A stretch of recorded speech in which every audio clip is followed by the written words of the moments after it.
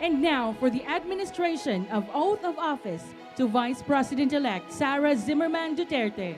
May we call on Supreme Court Associate Justice Ramon Paul Hernando. May we request on stage President Rodrigo Roa Duterte,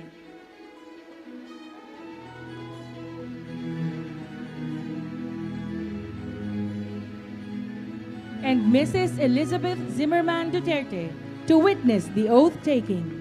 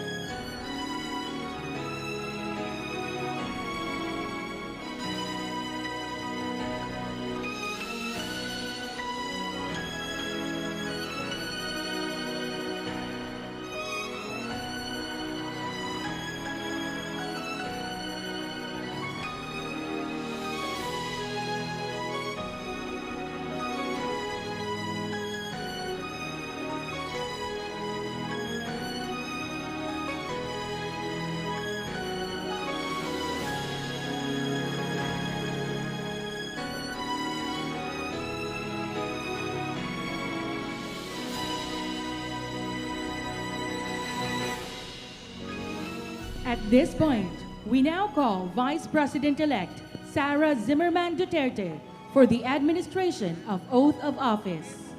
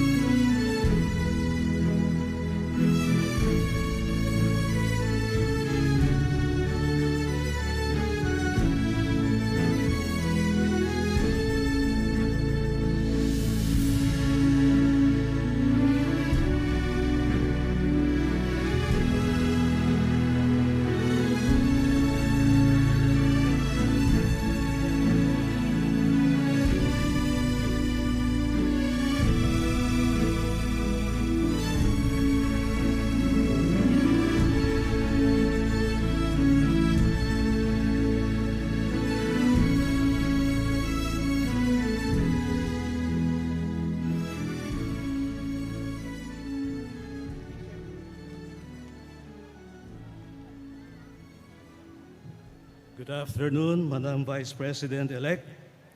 You will be taking your oath pursuant to Section 5, Article 7 of the Constitution as the duly elected Vice President of the Philippines. Please raise your right hand and repeat after me.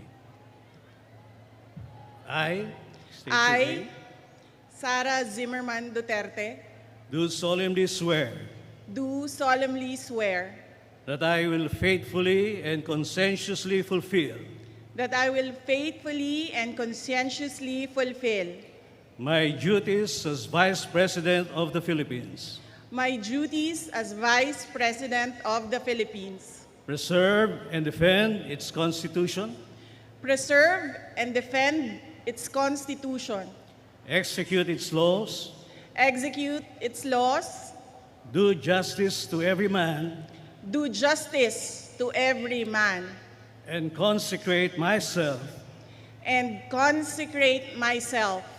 to the service of the nation. the service of the nation. So help me God. So help me God. Congratulations and all the best, Madam Vice President. Thank you.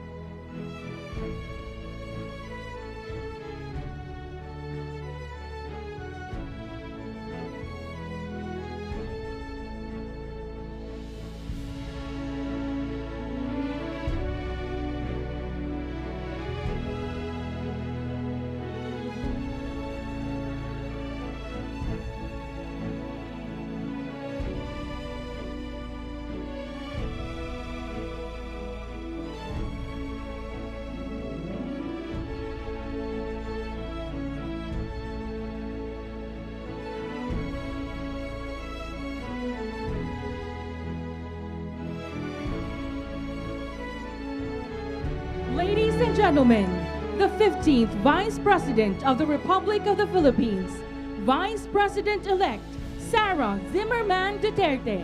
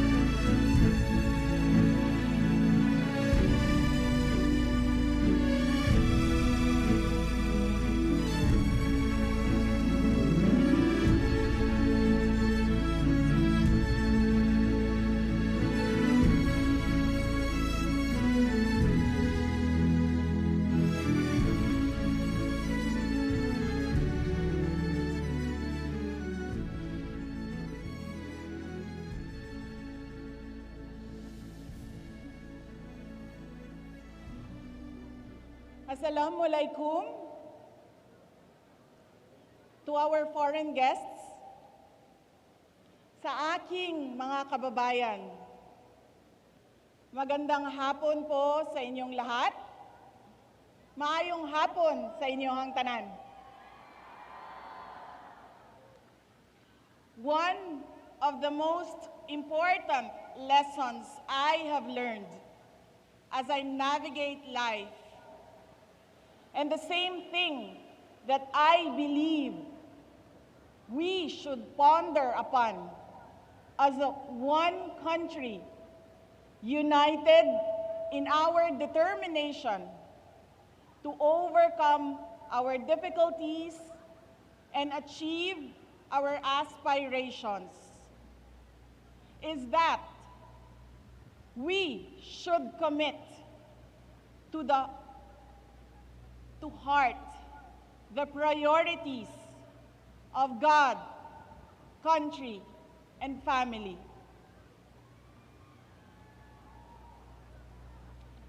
My life is a testament to the power of a God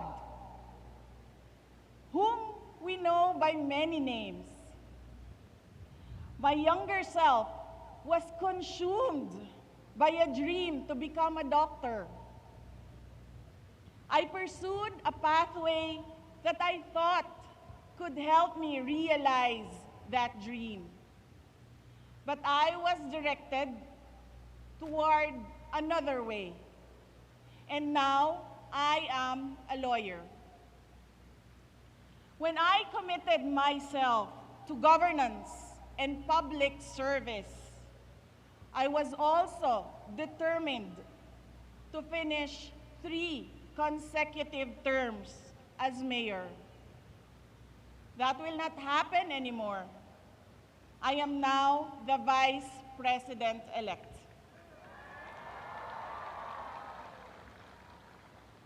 The voice of 32.2 million Filipinos was loud and clear. With the message to serve our motherland.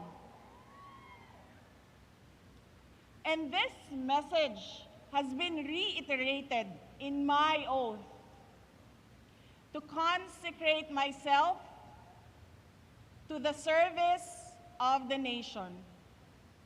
There is a God whose will transcends the desires of our hearts, one whose will directs us to the way that we might not have imagined, but a way that consecrates ourselves every day to help our fellow men overcome the difficulties they face in their lives, to change lives, to save lives.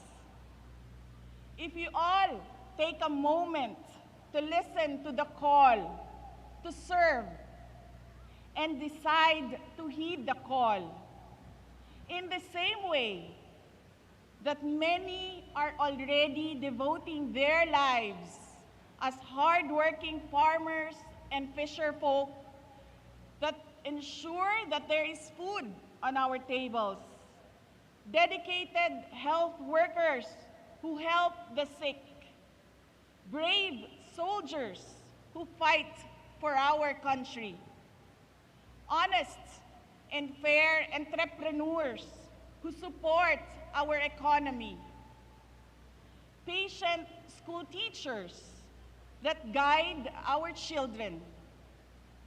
I believe the country will be heading towards a future of hope, security, strength, stability, and progress. Today, we celebrate the life and works of our national hero, Dr. Jose Rizal. May his memory light up the fire within us to become patriots. Rizal taught us that selflessness and sacrifice could change our country's fate and shape our children's future. The bravery of Rizal completes the fabric of our identity as Filipinos. Magkasama sana tayong bumangon bawat araw, kasabay ang nag-aalab na pangako sa ating mga puso na mahal natin at patuloy nating mamahalin ang Pilipinas hanggang tayo ay nabubuhay.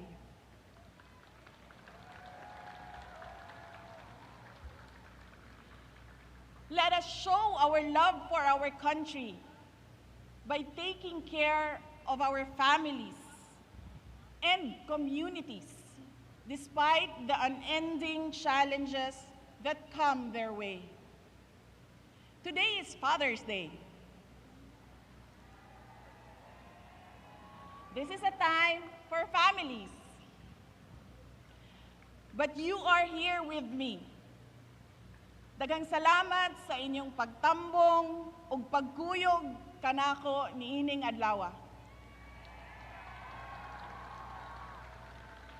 Happy Father's Day to all the fathers who make sure that another person is given the best of everything.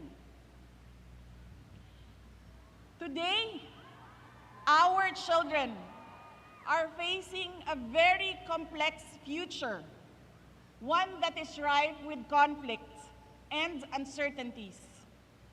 Some of these challenges include the winding cycle of poverty, the trauma of broken families, the lifelong baggage because of irresponsible and bad parenting, the abandonment issues due to an absentee parent, the anguish of gender confusion and discrimination, the destruction brought about by drugs, the lure of easy money in criminality, cases of HIV and other sexually transmitted diseases,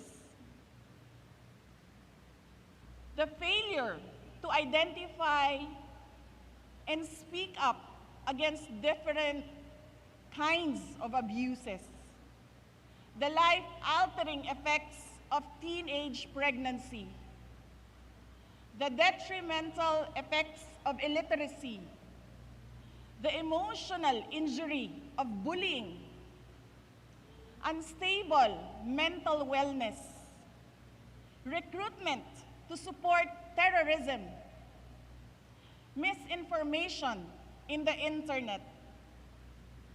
The list could be endless. A strong, loving, happy family sets down all the basic foundations essential in the development and growth of a child. At home, parents have the duty to teach children the values of integrity, discipline, respect, and compassion for others. And we should never forget that it is the duty of each Filipino family to emphasize that education begins at home. Atong isilsil sa ilang alimpatakan nga ang maayong pamatasan, edukasyon, ug pagpaningkamot maoy magdala kanila palayo sa kinabuhi nga puno og kalisod, padulong sa maayong kinabuhi nga ilang ginahandom. We should not, as we cannot afford to squander the future of our children. The days ahead may be full of challenges that call for us to be more united as a nation. But let me reiterate this. We can never go wrong if we are a people dedicated to honoring the will of God, to serving our country and our fellow men, and protecting the integrity of our families and the future of our children. Ako po si Inday Sara, a proud Davaoeña. Very proud. A proud Mindanaon. Hindi ako ang pinakamagaling o pinakamatalinong tao sa Pilipinas at sa mundo. Ngunit walang makakatalo sa tibay ng puso ko bilang isang Pilipino. Mabuhay ang Pilipinas! Dagang salamat.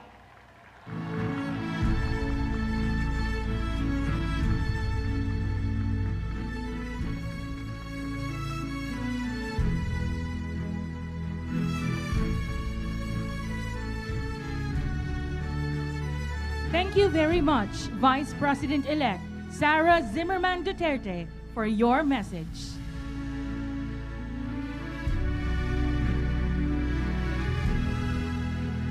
We will now have the photo opportunity with Vice President-elect Sara Zimmerman Duterte. May we request President Rodrigo Roa Duterte, Mrs. Elizabeth Zimmerman Duterte, and Associate Justice Ramon Paul Hernando to join the Vice President-elect.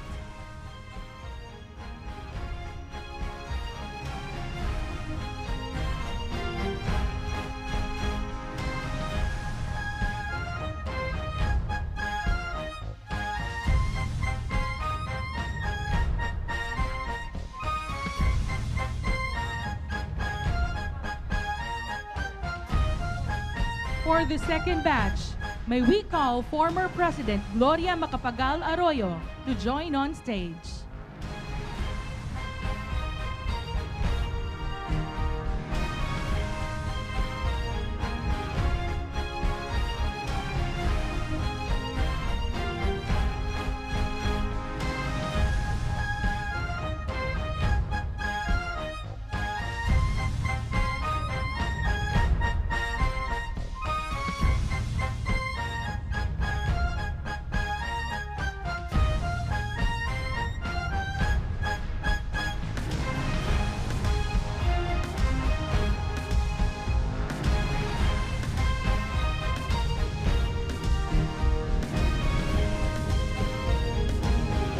Thank you, Associate Justice Hernando and former President Arroyo. And for the third batch, the Vice President-elect with her parents, President Rodrigo Roa Duterte and Mrs. Elizabeth Zimmerman Duterte.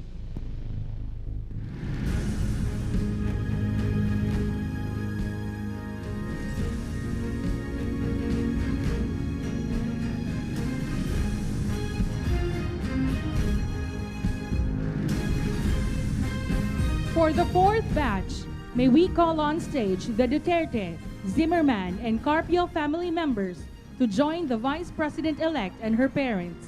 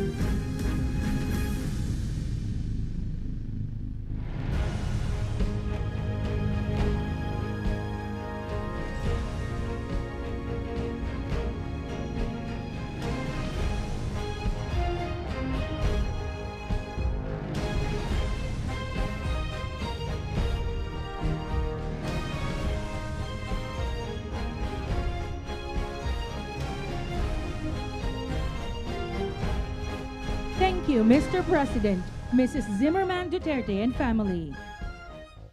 At this point, the Vice President-elect will be joined by her spouse, Attorney Manases Carpio, and their children, Micaela Maria, Mateo Lucas, and Marco Digong.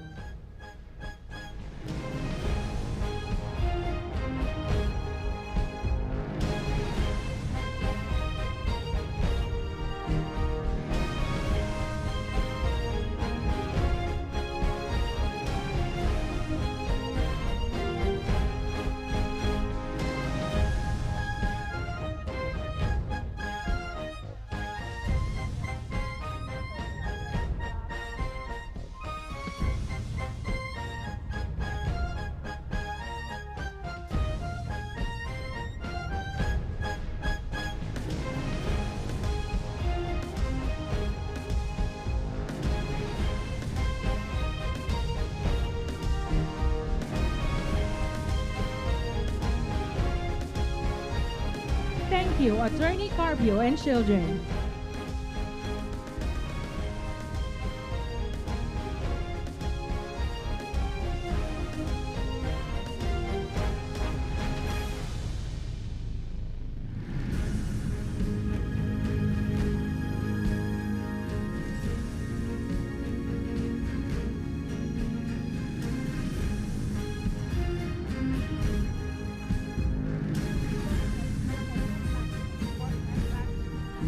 And for our last batch, the Vice President-elect will be joined by President-elect Ferdinand R. Marcos Jr., his spouse, Attorney Liza Araneta Marcos, Ilocos Norte District 1 Representative-elect Sandro Marcos, and Senator Amy Marcos.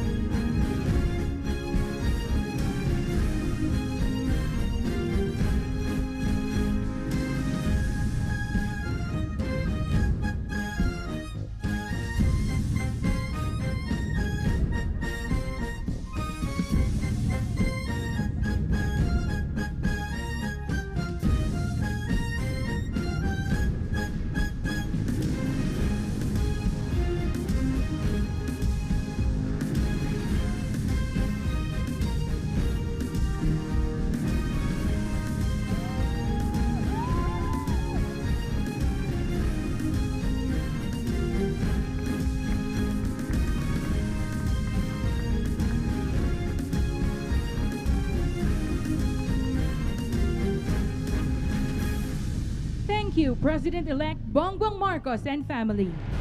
Ladies and gentlemen, that ends the inaugural ceremony. Once again, thank you, Mayor President Rodrigo Roa Duterte, for your presence in this momentous event. Thank you and congratulations, Vice President-elect Sara Zimmerman Duterte.